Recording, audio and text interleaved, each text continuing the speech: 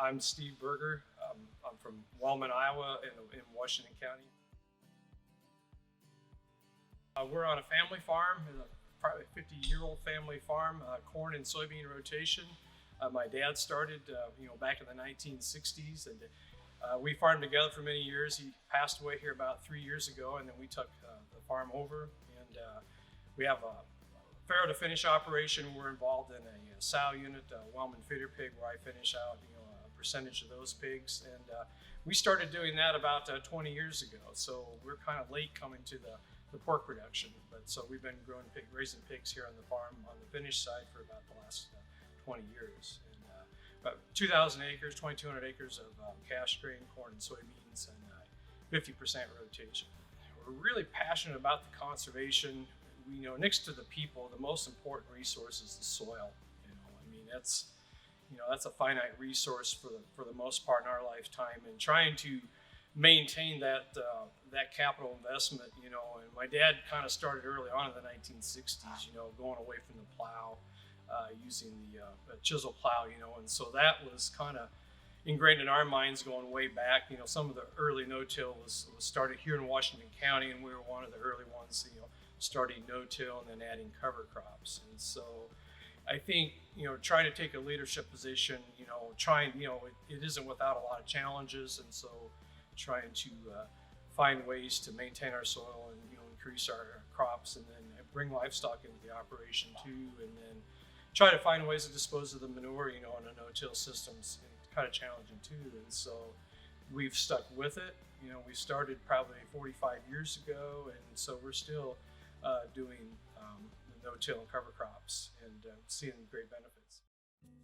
With the Iowa Nutrient Management Plan, that's about 5 years old now here in the state, it does a good job in setting benchmarks and guidelines for farmers. And I think one of the biggest mistakes you can make from a policy standpoint is, to just say to a farmer, look, you've got a no-till and a cover crop that farm starting today. And it doesn't work that way. You've got to learn the process, work through the inclement weather.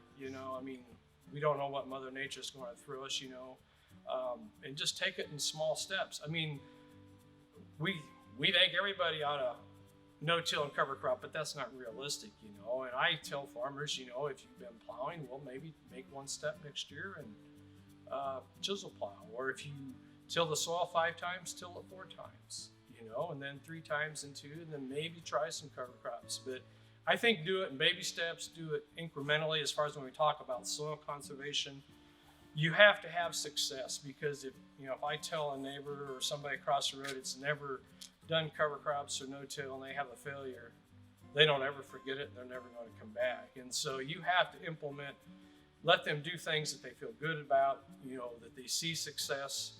Our process for cover crops, and we're in a corn soybean rotation, 50% rotation, so we're alternating corn and soybeans every year here in our farm. And so we always want something growing in the soil at all times. Either it's a cash crop like corn or soybeans, or we want a cover crop. And so we want to keep something growing year round. And so we're going to, here in southeast Iowa, we're going to start planting, mid to early April, and try to have harvest wrapped up by the end of October. And then we're going to plant a cover crop with a drill. There's a lot of different ways you can establish cover crops, aerial application, or you can just use an end-gate seeder, but we choose to drill our cover crop just right after harvest. So when the combine's in the field, we're actually out there drilling cereal rye, and then that rye will come up in the fall, and then March is a time when the rye really takes off and starts growing, and the roots start growing deeper, and then we'll come back and we'll plant into green cover crop, and sometimes we'll spray the cover crop first and plant into it. But we like to get as much growth as we can. And so when the cover crop senesces, then the new crop, corn or soybean, starts growing. So we always want something growing in that soil profile at all times.